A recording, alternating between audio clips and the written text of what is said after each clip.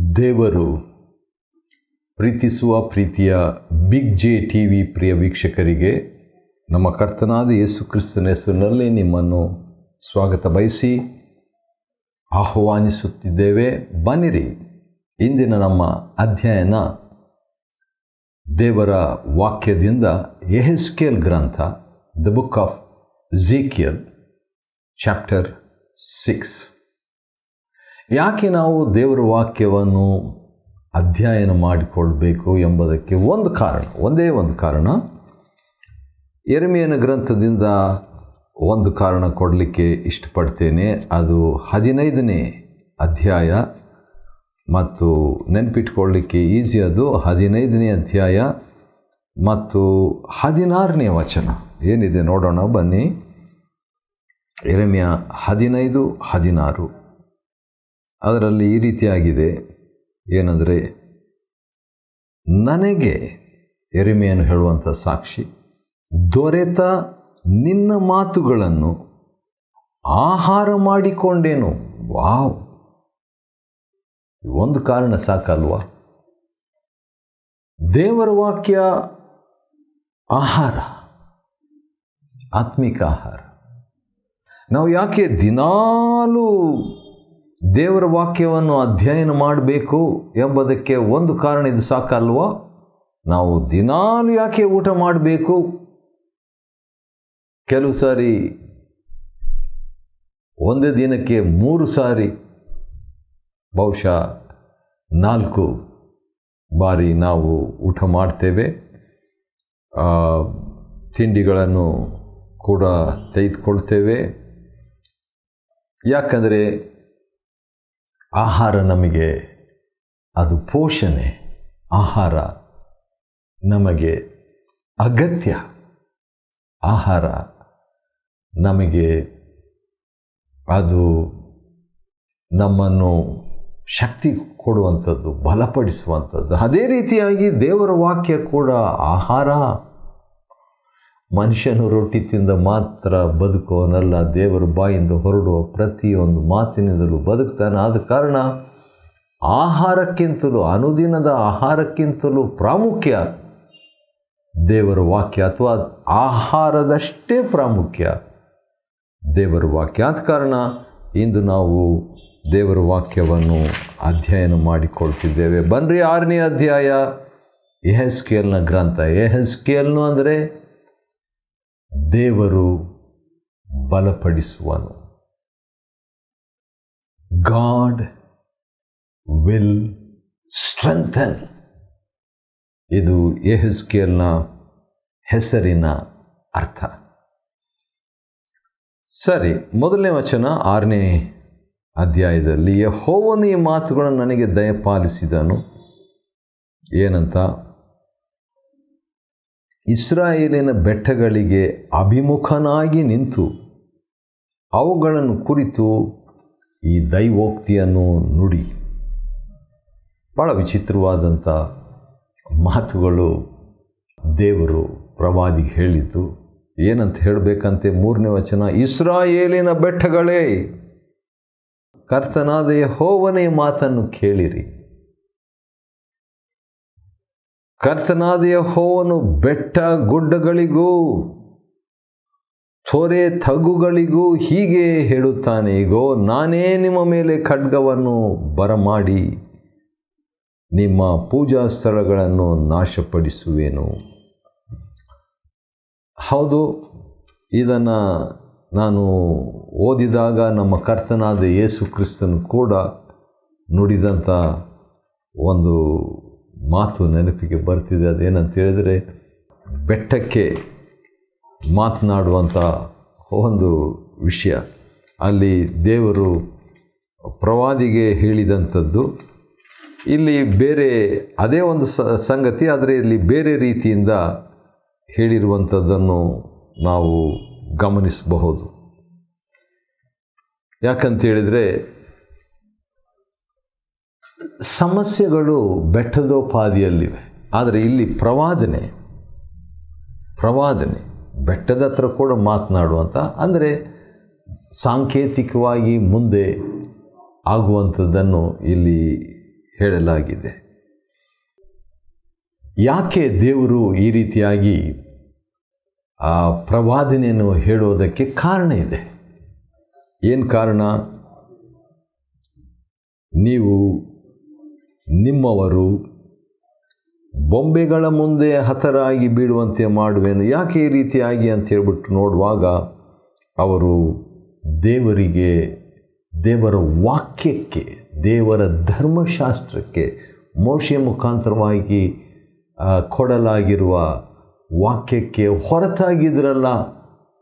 ಆ ಕಾರಣದಿಂದ ದೇವರು ಆ ರೀತಿಯಾಗಿ ಹೇಳಬೇಕಾಯಿತು. ಹೌದು, ಈ ಕಾರಣದಿಂದ ದೇವರು ನ್ಯಾಯಾಧಿಪತಿಯಾಗಿ ದಂಡಿಸಬೇಕು.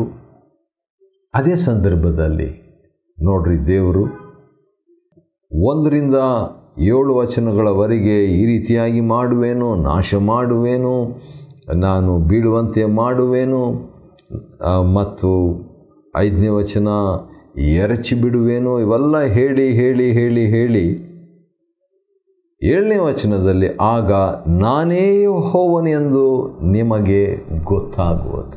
ಇದನ್ನು ಮುಂಚೆನೇ ನಾವು ತಿಳ್ಕೊಂಡ್ಬಿಟ್ರೆ ಒಳ್ಳೇದಲ್ವಾ? ಈ ಥರ ಎಲ್ಲ ಅನಾಹುತಗಳು ಆಗೋದಕ್ಕೆ ಮುಂಚೆನೇ ಆತನೇ ಯೆಹೋವನಂತ ಗೊತ್ತಾಗುವುದು, ತಿಳ್ಕೊಳ್ಳುವುದು ಎಷ್ಟು ಒಳ್ಳೆಯದು. ಹೌದು, ಆ ಮಾತು ಗೊತ್ತಾಗುವುದು ಎಂಬ ಮಾತು ಎಡಾ ಎಂಬ ಹೀಬ್ರೂ ಪದ. ಅದರ ಅರ್ಥ ಗಮನಿಸು, ಶ್ರದ್ಧಿಸು, ಗ್ರಹಿಸು, ಆರಿಕೆ ಮಾಡು, ಅರ್ಥ ಮಾಡಿಕೋ, ನಿಶ್ಚಯಪಡಿಸು, ವಿವೇಚಿಸು, ಕಂಡುಹಿಡಿ, ಉತ್ತರವಾಗಿ ತಿಳಿ ಎಂಬುದಾಗಿ ಸುಮಾರು 10 ಅರ್ಥಗಳನ್ನು ಕೊಡುವಂಥದ್ದಾಗಿದೆ. ನಾನೇ ಯೆಹೋವನೆಂದು ನಿನಗೆ ಗೊತ್ತಾಗುವುದು. ಆ ಗೊತ್ತಾಗುವುದಕ್ಕೆ 10 ಅರ್ಥಗಳಿದೆ. ಆದ ಕಾರಣ ದೇವರನ್ನು ನಾವು ಇಂಥ ಅನಾಹುತಗಳ ಮುಂಚೆನೇ ತಿಳ್ಕೊಳ್ಳೋದು ಒಳ್ಳೆಯದಲ್ವ? ನಮ್ಮ ಕರ್ತನಾದ ಯೇಸು ಕ್ರಿಸ್ತನ ಒಂದು ಮಾತು ನನಗೆ ನೆನಪಿಗೆ ಬರುತ್ತಿದೆ. ನೋಡೋಣ ಏನಿದೆ ಅಂತ ಹೇಳ್ಬಿಟ್ಟು ಯೋಹಾನನು ಬರೆದ ಸುವಾರ್ತೆಯಲ್ಲಿ ಇರುವಂಥ ಒಂದು ವಾಕ್ಯ 17ನೇ ಅಧ್ಯಾಯದಲ್ಲಿ ನೋಡುವಾಗ 3ನೇ ವಚನ ಈ ರೀತಿಯಾಗಿದೆ. ಅದೇನಂತ ಹೇಳಿದರೆ, ಅಥವಾ ಹೀಗಿದೆ, ಒಬ್ಬನೇ ಸತ್ಯ ದೇವರಾಗಿರುವ ನಿನ್ನನ್ನು, ನಮ್ಮ ಕರ್ತನಾದ ಯೇಸು ಕ್ರಿಸ್ತನು ಹೇಳುವಂಥದ್ದು ತಂದೆಗೆ, ನೀನು ಕಳುಹಿಸಿಕೊಟ್ಟ ಯೇಸು ಕ್ರಿಸ್ತನನ್ನು, ಅಂದರೆ ತನ್ನ ಬಗ್ಗೆ ತಿಳಿಯುವುದೇ ನಿತ್ಯ ಜೀವ. ಯೋಹಾನ 17:3. ದೇವರನ್ನು ತಿಳಿಯುವುದೇ ನಿತ್ಯ ಜೀವ. Knowing god is eternal life. 2 ರೀತಿಯಿಂದ ದೇವರನ್ನು ತಿಳ್ಕೊಳ್ಬೋದು, ಅಥವಾ 2-3 ರೀತಿಯಿಂದ. ಒಂದು, ಬುದ್ಧಿಯಿಂದ ದೇವರನ್ನು ತಿಳ್ಕೊಳ್ಬೋದು. ದೇವ್ರ ಬಗ್ಗೆ ಕೆಲವು ವಿಷಯಗಳು ಹೀಗಿದೆ ಹಾಗಿದೆ ಅಂತ ಹೇಳ್ಬಿಟ್ಟು ತಿಳ್ಕೊಳ್ಳೋದು. ಇನ್ನೊಂದು ಏನಂತ ಹೇಳಿದರೆ, ಕಷ್ಟ ಬರೋದಕ್ಕೆ ಮುಂಚಿತವಾಗಿ ದೇವರನ್ನು ತಿಳಿಯೋದು ಅನುಭವಪೂರ್ವಕವಾಗಿ. ಇನ್ನೊಂದು, ಆ ಕಷ್ಟ ಬಂದ ಮೇಲೆ ಕೂಡ ಇಲ್ಲಿ ದೇವರು ಹೇಳಿದ ಹಾಗೆ ನಾನೇ ಯೆಹೋವನೆಂದು ನಿಮಗೆ ಗೊತ್ತಾಗುವುದು, ತಿಳಿಯುವುದು, ಗ್ರಹಿಕೆಯಾಗುವುದು. ಆದರೂ ಇಂಥ ಸಮಸ್ಯೆಗಳು, ಇಂಥ ನ್ಯಾಯ ತೀರ್ಪು, ಇಂಥ ದಂಡನೆಗಳು ಆದರೂ, 8ನೇ ವಚನ ಯೆಹೆಜ್ಕೇಲ್ 6:8, ಆದರೂ ನಾನು ಜನಶೇಷವನ್ನು ಉಳಿಸುವೆನು. ಯಾವುದರ ನಡುವೆ? ನಾಶನದ ನಡುವೆ, ನ್ಯಾಯ ತೀರ್ಪಿನ ನಡುವೆ ಜನಶೇಷವನ್ನು ಉಳಿಸುವೆನು. ಹೇಗೆ ಉಳಿಸ್ತಾರೆ ದೇವರು ಅಂತೇಳಿ ನೋಡುವಾಗ, ಹೇಗೆಂದರೆ ನೀವು ಅನ್ಯ ದೇಶಗಳಿಗೆ ಚದರಿ ಹೋಗುವಾಗ, ಅದನ್ನು ಈಗಾಗಲೇ 5ನೇ ಅಧ್ಯಾಯದಲ್ಲಿ ದೇವರು ಹೇಳಿ ಆಯಿತು. ಚದರಿ ಹೋಗುವಾಗ ನಿಮ್ಮಲ್ಲಿ ಕೆಲವರು ಆ ಜನಾಂಗಗಳ ಮಧ್ಯೆ ಕತ್ತಿಗೆ ತಪ್ಪಿಸಿಕೊಳ್ಳುವರು. ವಾವ್! ಇದಾಗೋ ಮುಂಚಿತವಾಗಿ ದೇವರು ಹೇಳ್ತಿದ್ದಾರೆ. ಅದು ಬೇಕಂತ ದೇವರು ಮಾಡಿರುವಂಥದ್ದು, ತನ್ನ ಉದ್ದೇಶಪೂರ್ವಕವಾಗಿ ಮಾಡಿರುವಂಥದ್ದು. ತಪ್ಪಿಸಿಕೊಳ್ಳುವಂತೆ, ವೈರಿಗಳಿಂದ ತಪ್ಪಿಸಿಕೊಳ್ಳೋದು ಅಷ್ಟು ಈಸಿ ಅಲ್ಲ, ಆದರೆ ದೇವರು ತಪ್ಪಿಸಿಕೊಳ್ಳುವಂತೆ ದೈವಿಕವಾದಂಥ ಒಂದು ಭದ್ರತೆ ಅವರಿಗೆ ಒದಗಿಸಿಕೊಟ್ಟು ತಪ್ಪಿಸಿಕೊಳ್ಳುವರು. ಆಗ ತಪ್ಪಿಸಿಕೊಂಡು ಸೆರೆಗೆ ಒಯ್ಯಲ್ಪಟ್ಟು ಜನಾಂಗಗಳ ಮಧ್ಯೆ ವಾಸಿಸುವ ನಿಮ್ಮವರು ಅವರ ಬಗ್ಗೆ ನೋಡುವಾಗ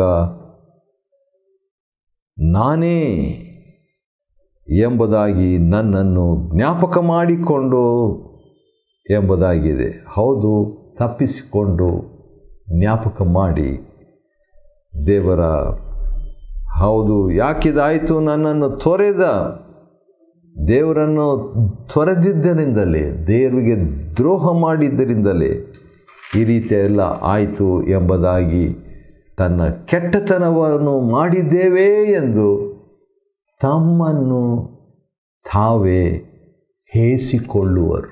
ವಾವ್! ಅಂದರೆ ಅದು ಒಂಥರ ಪಶ್ಚಾತ್ತಾಪ, ಹೇಸಿಕೊಳ್ಳುವಂಥದ್ದು ಕೂಡ. ಯಾಕಂದರೆ ಯೋಬನ ಗ್ರಂಥದಲ್ಲಿ ನಾವು ನೋಡುವಾಗ ಇದು ನಾವು ಹಾಗೆ ಯೆಹೆಜ್ಕೇಲ್ 6ನೇ ಅಧ್ಯಾಯ 9ನೇ ವಚನದಲ್ಲಿ ನಾವು ನೋಡ್ತಿದ್ದೀವಿ. ಕೆಲವರು ಉಳಿದಂಥವರು ಅವರು ತಪ್ಪಿಸಿಕೊಂಡು ನಾವು ದೇವರ ವಿರುದ್ಧವಾಗಿ ನಡ್ಕೊಂಡಿದ್ವಿ, ಅವಿಧೇಯರಾಗಿದ್ವಿ, ಅದಕ್ಕೆ ನಮಗೆ ಇವೆಲ್ಲ ಶಿಕ್ಷೆ ಆಯಿತು ಅಂತ ಹೇಳ್ಬಿಟ್ಟು ನಾವು ಇಂಥ ಕೆಟ್ಟತನವನ್ನು ದೇವರ ವಿರುದ್ಧವಾಗಿ ಮಾಡಿದ್ದೇವೆಂದು ತಮ್ಮನ್ನು ತಾವೇ ಅವರು ಹೇಸಿಕೊಳ್ತಾರೆ. ಇದರ ಬಗ್ಗೆ ನನಗೆ ಒಂದು ಇಷ್ಟವಾದಂಥ ಮಾತು ಯೋಬನ ಗ್ರಂಥದಲ್ಲಿ 42ನೇ ಅಧ್ಯಾಯದಲ್ಲಿ ನೋಡಬಹುದು. ಅದೇನಂತ ಹೇಳಿದರೆ 42 ಮತ್ತು 6ನೇ ವಚನದಲ್ಲಿ ಈ ರೀತಿಯಾಗಿ ಯೋಬನು ಹೇಳ್ತಿದ್ದಾನೆ, ನಾನು ಆಡಿದ್ದನ್ನು ತಿರಸ್ಕರಿಸಿ ಧೂಳಿಯಲ್ಲಿಯೂ ಬೂದಿಯಲ್ಲಿಯೂ ಕುಳಿತು ಪಶ್ಚಾತ್ತಾಪ ಪಡ್ತೇನೆ. ಇಲ್ಲಿ ತಿರಸ್ಕರಿಸಿ ಅಂತಿದೆ. ಹೌದು, ಒಂದು ರೀತಿಯಿಂದ ಇಲ್ಲಿ ತಾವು ಮಾಡಿದ್ದನ್ನು ಹೇಸಿಕೊಂಡು ನಾನೇ ಯೆಹೋವನು ಎಂದು ಅವರಿಗೆ ಗೊತ್ತಾಗುವುದು. ಹೌದು, ಗೊತ್ತಾಗುವುದು ಅಂತ ಹೇಳುವಾಗ ಗ್ರಹಿಸುವರು, ಶ್ರದ್ಧಿಸುವರು, ಅರಿಕೆ ಮಾಡುವರು, ಅರ್ಥ ಮಾಡಿಕೊಳ್ಳುವರು, ನಿಶ್ಚಯಪಡಿಸಿಕೊಳ್ಳುವರು, ವಿವೇಚಿಸಿಕೊಳ್ಳುವರು, ಕಂಡು ಹಿಡಿಯುವರು. ಆತನು ಸದಾ ಇರುವಾತನೆಂಬುದಾಗಿ. ಸರಿ, ಈ ಕೇಡನ್ನು ಅವರಿಗೆ ಮಾಡುವೆನೆಂದು ನಾನು ಹೇಳಿದ್ದು ಬರೀ ಮಾತಲ್ಲ, ನಿಜವಾಗಿ ಅದಾಯಿತು ಅಂತ ಅವರಿಗೆ ಗೊತ್ತಾಗ್ತದೆ. ಪಶ್ಚಾತ್ತಾಪ ಅನ್ನುವಂಥದ್ದು ದೇವರು ಬಯಸುವಂಥ ಒಂದು ಸಂಗತಿ. ಆ ಪಶ್ಚಾತ್ತಾಪದಲ್ಲಿ ದುಃಖ ಇದೆ, ಅಳು ಇದೆ, ಗೋಳಾಟ ಇದೆ, ಹೇಸಿಕೊಳ್ಳುವುದಿದೆ, ತನ್ನನ್ನೇ ತಿರಸ್ಕರಿಸಿಕೊಳ್ಳುವಂಥದ್ದಿದೆ. ಅಯ್ಯೋ, ನಾನು ಆ ರೀತಿಯಾಗಿ ಮಾಡಬಾರ್ದು ಎಂಬುದಾಗಿ ಇರುವಂಥದ್ದು. ಇನ್ನೊಂದು ಮಾತು ನನಗೆ ನೆನಪಿಗೆ ಬರ್ತಿದೆ. ಪಶ್ಚಾತ್ತಾಪ ಅಂತೇಳಿದ ತಕ್ಷಣ ಪೌಲನು ಈ ಪಶ್ಚಾತ್ತಾಪದ ಬಗ್ಗೆ, ದುಃಖದ ಬಗ್ಗೆ ಹೇಳಿದಂಥ ಒಂದು ಮಾತು 2ನೇ ಕೊರಿಂಥ ಪತ್ರಿಕೆ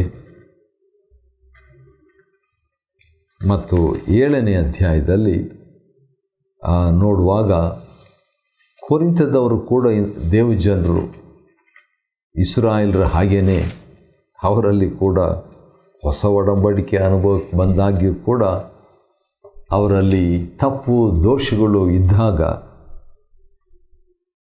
ಪೌಲನು ಈ ರೀತಿಯಾಗಿ ಹೇಳ್ತಾನೆ. 2ನೇ ಕೊರಿಂಥ 7 ಮತ್ತು 11ನೇ ವಚನ, ನೀವು ದೇವರ ಚಿತ್ತಾನುಸಾರವಾಗಿ ಪಟ್ಟ ದುಃಖವು ನಿಮಗೆ ಎಂಥ ತಹತಹವನ್ನು ಉಂಟು ಮಾಡಿತು ನೋಡ್ರಿ. ನೀವು ನಿರ್ದೋಷಿಗಳೆಂದು ಸ್ಥಾಪಿಸುವುದಕ್ಕೆ ಎಷ್ಟು ಪ್ರಯಾಸಪಟ್ಟಿರಿ, ಎಷ್ಟು ಮನೋವ್ಯಥೆ, ಎಂಥ ಭಯ, ಎಂಥ ಹಂಬಲ. ಎಷ್ಟು ರೋಷ, ಇವೆಲ್ಲ ಪಶ್ಚಾತ್ತಾಪದ ಒಂದು ಪ್ಯಾಕೇಜ್. ಸರಿ, 11ರಿಂದ ನಾವು ನೋಡಿಕೊಳ್ಳುವಾಗ ಯೆಹೆಜ್ಕೇಲ್ 6ನೇ ಅಧ್ಯಾಯ 11ರಿಂದ, ಕರ್ತನಾದ ಯೆಹೋವನಿಂತೆನ್ನುತ್ತಾನೆ, ನೀನು ಚಪ್ಪಾಳೆ ಹೊಡೆದು ನೆಲವನ್ನೊದ್ದು ಹೀಗೆ ಹೇಳಬೇಕಂತ. ಕೆಲವು ಸಾರಿ ನೋಡ್ರಿ, ಪ್ರಸಂಗಿಗಳು ಆ ಪ್ರೇಕ್ಷಕರ ವೀಕ್ಷಕರ ಗಮನ ಸೆಳೆಯೋದಕ್ಕಾಗಿ ಕೆಲವೊಂದನ್ನು ಮಾಡಬೇಕಾಗ್ತದೆ. ತಪ್ಪೇನಿಲ್ಲ. ಚಪ್ಪಾಳೆ ಹೊಡೆದು ನೆಲವನ್ನೊದ್ದು ಆ ಇಸ್ರಾಯೇಲ್ ವಂಶದವರ ಅಸಹ್ಯವಾದ ಕೆಟ್ಟ ಕೆಲಸಗಳೆಷ್ಟು ಎಂಬುದಾಗಿ ಹೇಳಬೇಕಂತ್ರಿ. ಕೆಲವು ಸಾರಿ ಸಂದೇಶ ಕೊಡುವಾಗ ಆ ಗಮನ ಸೆಳೆಯುವಂಥದ್ದು ಒಳ್ಳೆಯದು. ಯಾಕಂದರೆ ಆಕರ್ಷಣೀಯ ಗಮನ ಕೊಡಬೇಕು, ಕೇಳಿಸ್ಕೋಬೇಕು ಎಂಬುದಕ್ಕಾಗಿ. ಯೋಹಾನ 7ರಲ್ಲಿ ಕೂಡ ಜಾತ್ರೆಯ ಕೊನೆಯ ದಿವಸ ಯೇಸು ಸ್ವಾಮಿ ಗಟ್ಟಿಯಾಗಿ ಯಾವನಿಗಾದರೂ ನೀರಡಿಕೆ ಆದರೆ ಅಂತ ಹೇಳಿಬಿಟ್ಟು ಸಾರ್ವತ್ರಿಕವಾದಂಥ ಒಂದು ಆಹ್ವಾನ ಅಲ್ಲಿ ಕೊಡುವಂಥದ್ದನ್ನು ನೋಡ್ತೇವೆ. ಇಲ್ಲಿ ಕೂಡ ಪ್ರವಾದಿ ಆ ರೀತಿಯಾಗಿ ಮಾಡಿಬಿಟ್ಟು ವ್ಯಾಧಿ, ಖಡ್ಗ, ಕ್ಷಾಮ ಇದೆಲ್ಲ ದೇವರು ಬರಮಾಡ್ತೀನಿ ಅಂತ ಹೇಳಿಬಿಟ್ಟು, ಅನಂತರ 13ನೇ ವಚನದ ಕೊನೆಯ ಭಾಗದಲ್ಲಿ ಒಂದು ಮಾತು, ಚಿಕ್ಕ ಮಾತಿದೆ, ಅದು ನನಗೆ ಸ್ವಲ್ಪ ಸ್ಪರ್ಶಿತವಾಯಿತು. ಅದೇನಂತ ಹೇಳಿದರೆ, ಯಜ್ಞವೇದಿಗಳ ಸುತ್ತಲೂ ತಮ್ಮ ಬೊಂಬೆಗಳ ನಡುವೆ ಬಿದ್ದಿರುವಾಗ